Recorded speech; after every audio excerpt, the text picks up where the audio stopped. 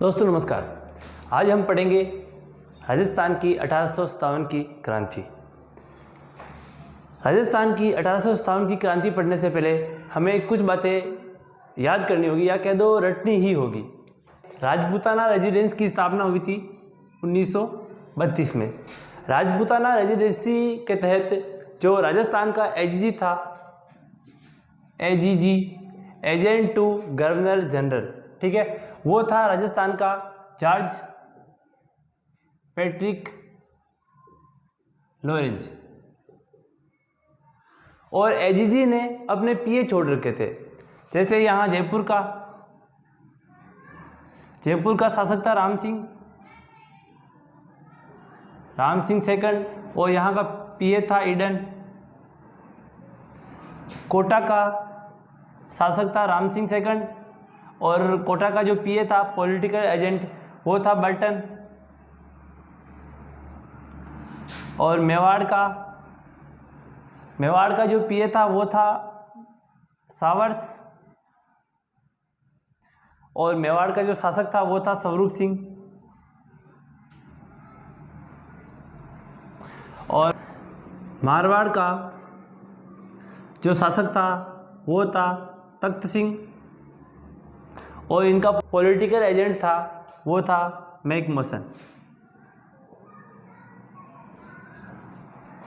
ये परीक्षाओं में पूछा जा चुका है। 1857 की क्रांति के समय मारवाड़ का पॉलिटिकल एजेंट कौन था? मैकमोहन। मेवाड़ का पॉलिटिकल एजेंट सावर्स, कोटा का बर्टन और जयपुर का ईडन। याद हो जाएगा। इन दोनों के शासक, जयपुर का भी राम सिंह सेकंड था, कोटा का भी राम सिंह सेकंड था, और मेवाड़ का जो शासक था वो था स्वरूप सिंह, और मारवाड़ का तख्त सिंह। तख्त सिंह का एक सेनापति था ओनार सिंह। आगे काम आएगा, युद्ध में जाएगा ये ओनार सिंह, ठीक है। इतनी बातें याद रखो। Eden, Burton, Showers, McMahon. और राजस्थान का एजीजी कौन था? George Patrick Lawrence. और राजपूताना रेजिडेंसी की स्थापना कब हुई थी? 1932 में। अब इन्होंने, जॉर्ज पैट्रिक लॉरेंज ने अजमेर में अपना ऑफिस बना रखा था। लेकिन अजमेर में क्या गर्मियाँ ज़्यादा पड़ती है, तो इन्होंने क्या किया, एक ऑफिस यहाँ बना दिया माउंट आबू में। आबू पर एक ऑफिस बना दिया। तो सर्दियों में तो ये अजमेर रहते थे, कौन? George Patrick Lawrence. और गर्मियों में कहाँ चले जाते थे? माउंट आबू में चले जाते थे। 1857 के समय राजस्थान में 6 छावनियाँ थी। याद करने की ट्रिक है वो है एनी ने मेरा ब्याह नहीं देखा। बहुत ही फेमस ट्रिक है। एनी ने मेरा ब्याह नहीं देखा। बस इतना सा याद कर लो। राजस्थान की छावनियाँ याद देखो। ए का मतलब एदिनपुरा छावनी पड़ती है पाली में। नी का मतलब नीमच अभी पड़ती है एमपी में। ने का मतलब नसीराबाद छावनी पड़ती है अजमेर में। ब्याह का मतलब ब्यावर पड़ती है अजमेर में। दे का मतलब देवली छावनी पड़ती है टोंक में। और खे का मतलब खेरवाड़ा छावनी पड़ती है उदयपुर में। हो गई ये राजस्थान की छावनियाँ। याद करने की ट्रिक, एनी ने मेरा ब्याह नहीं देखा। एदिनपुरा, नीमच, नसीराबाद, ब्यावर अजमेर, देवली टोंक और ये खेरवाड़ा उदयपुर, ठीक है। अब ये छावनियाँ कहाँ थी, कैसे थी, कहाँ विद्रोह हुआ, वो देखो। क्वेश्चन पूछा जा चुका है, निम्न में से कौन सी छावनी राजस्थान में स्थित नहीं है? तो जो नीमच छावनी है वो एमपी में स्थित है, लेकिन पहले तो राजस्थान था ही नहीं, तो मारवाड़ रियासत के अंदर आती थी, इसलिए वो राजस्थान की छावनी है, ठीक है। देश में जो क्रांति की शुरुआत हुई थी वो हुई थी 10 मई 1857 को मेरठ से। तो राजस्थान में भी मध्य से भी शुरुआत होगी। हुआ क्या, 10 मई 1857 को मेरठ में क्रांति हुई। उसकी सूचना मिली यहाँ आबू, क्योंकि मई में गर्मियाँ पड़ती है, तो आबू में बैठा था राजस्थान का आईजीजी। कौन था? George Patrick Lawrence. George Patrick Lawrence को ये सूचना मिली भाई देश में क्रांति की शुरुआत हो चुकी है। तो इसने क्या किया, सभी राजाओं को पत्र भेजा। पत्र एक तरह के ये था कि वो उनको सहायक संधियाँ याद करा रहा था। सहायक, ये क्वेश्चन पूछा जा चुका है, सहायक संधियाँ कब हुई थी? सहायक संधियाँ हुई थी 1817-18 में, करीब 90% तक हो गई थी। सबसे पहले की थी करौली ने, और पूर्ण शर्तों सहित सहायक संधि की थी कोटा ने, और सबसे अंतिम में की थी 1823 में सिरोही ने। तो ये जो जॉर्ज पैट्रिक लॉरेंस है, ये उनको यही याद दिलाना चाह रहा है सहायक संधियाँ। भाई सहायक संधियाँ का मतलब ये है कि हमारे मुसीबतें ही आप काम आओगे, आपके मुसीबतें ही हम काम आएंगे। ये सब राजाओं को याद दिलाना चाह रहा था भाई देश में क्रांति भड़क चुकी है, कोई भी राजा किसी भी क्रांतिकारी की मदद नहीं करेगा। जॉर्ज पैट्रिक लॉरेंस को एक टेंशन सता रही थी, क्योंकि अजमेर में एक रेजिमेंट थी 15 NI, बंगाल नेटिव इन्फेंट्री। ये भारतीय थी, तो इनको ये डर सता रहा था कहीं ये उपद्रव ना कर दे, क्योंकि जो यहाँ अजमेर का किला है मैगजीन दुर्ग, उनमें इनके हथियार वगैरह, गोला बारूद, पैसे वैसे पड़े थे। तो इन्होंने कहा अगर ये यहाँ पे उपद्रव कर लेंगे तो सब खत्म हो जाएगा। तो जॉर्ज पैट्रिक लॉरेंस ने क्या किया, 15 NI को भेज दिया नसीराबाद, और यहाँ पर अपनी रेजिमेंट बुला ली। नसीराबाद छावनी में पहले ही थी 30 NI प्लस और कौन आ गई, 15 NI। अब इनको शक हुआ कि हम पर विश्वास नहीं है, तभी हमें यहाँ भेजा। तो इन्होंने एक अंग्रेज अधिकारी था न्यूबरी, उसको पूछा कई बातें, मगर विश्वास कोने की जो माना अड्डे भेज कर दिया। तो ये कुछ सही जवाब नहीं दे पाया। तो कहते हैं कि इन्होंने इनकी गर्दन काट दी और कहाँ चले गए, क्रांति का मूल केंद्र कहाँ है, दिल्ली। ये नसीराबाद में जो क्रांति की शुरुआत हुई थी वो हुई थी 28 मई 1857।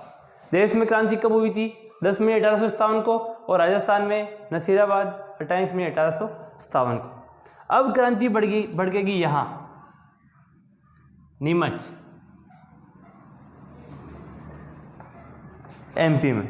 एमपी में यहाँ का एक अंग्रेज अधिकारी था एबोट इनको शपथ दिला रहा था कि भाई हम किसी क्रांतिकारी का साथ नहीं देंगे, हम आपके प्रति वफादार रहेंगे। तब यहाँ नीमच में एक सैनिक था मोहम्मद अली बेग।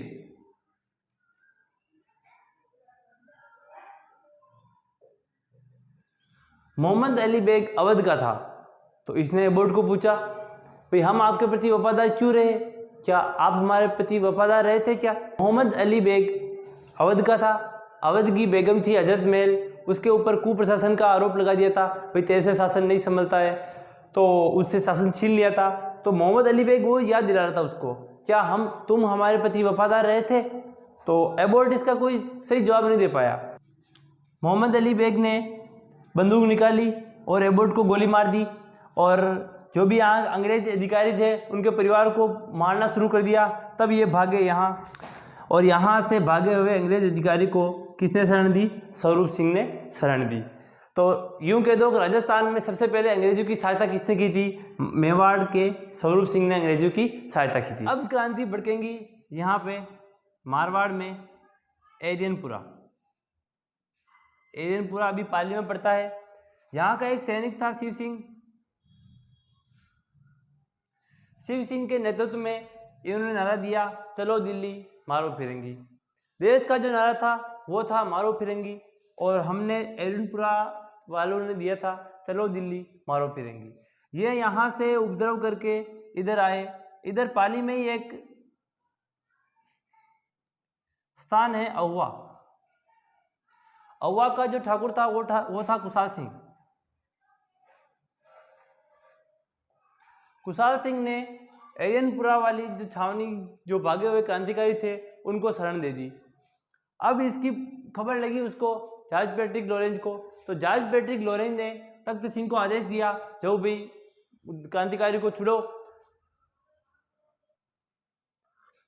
तो तख्त सिंह ने अपना, इसका सेनापति था ओनार सिंह,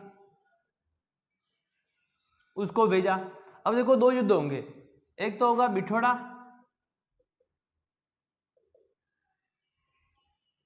एक होगा चेलावास। बिठोड़ा युद्ध और चेलावास का युद्ध दोनों ही पाली में पड़ते हैं, दोनों ही औवा के पास स्थित है। अब तारीख में कुछ नहीं है, ये था 8 सितंबर और ये 18 सितंबर। एक तरफ कुशाल सिंह और इधर भी कुशाल सिंह। 2 युद्ध हुए थे। पहला युद्ध हुआ, तख्त सिंह ने कार्रवाई की, ओनार सिंह के नेतृत्व में सेना भेजी, कहाँ? बिठोड़ा। ये से याद रख लो, बेट चेला। पहले बिठोड़ा युद्ध, फिर चेलावास युद्ध, बेट चेला, ठीक है। बिठोड़ा युद्ध में इधर से कुशाल सिंह आया और इधर से मारवाड़ की सेना आ गई तक ओनार सिंह के नेतृत्व में। 8 सितंबर 1857 को दोनों के मध्य भयंकर युद्ध हुआ। उसमें ओनार सिंह कुशाल सिंह के हाथ लग गया, कहते हैं इनकी गर्दन काट दी। फिर अब कार्रवाई कौन करेगा? George Patrick Lawrence. तो कहते हैं जॉर्ज पैट्रिक लॉरेंस खुद सेना लेकर आया था। इधर तो कुशाल सिंह है ही, और इधर से कौन आ गया? जॉर्ज पैट्रिक लॉरेंस, राजस्थान का एजीजी।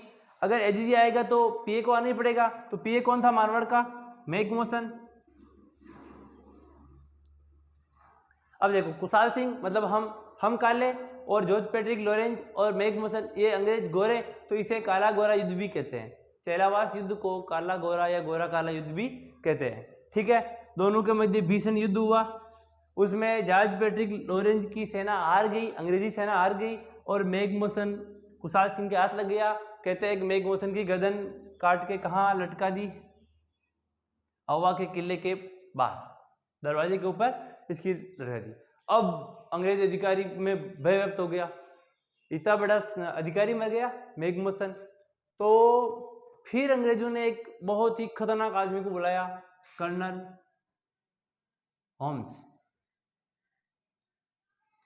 कर्नल होम्स के नेतृत्व में और जॉर्ज पैट्रिक लॉरेंस दोनों साथ मिलके सेना लेके आए। तब ठाकुर कुशाल सिंह को पता लग गया अभी अब मैं जीत नहीं पाऊंगा। तो कुशाल सिंह ने उसके भाई पृथ्वी सिंह को किले का बार सौंपकर ये चला गया था सलूम्बर।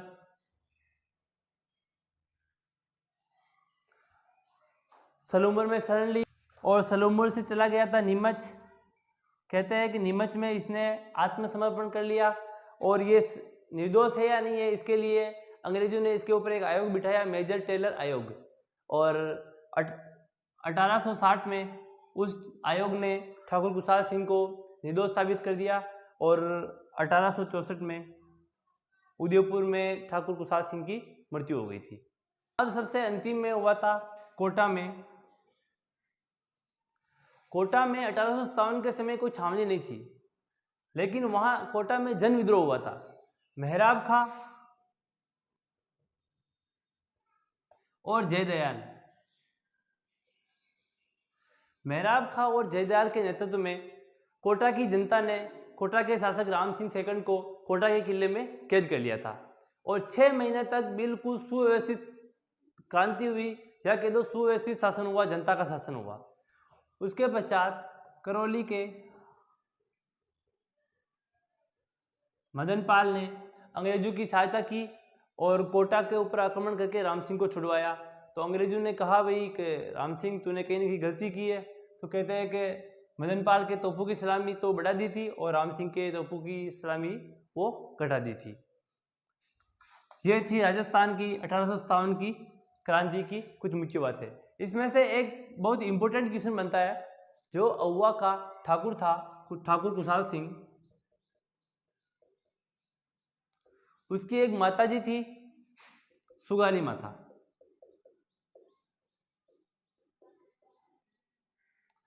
इसके 10 सिर और 54 हाथ। ये question RPSC RS first grade में पूछा जा चुका है।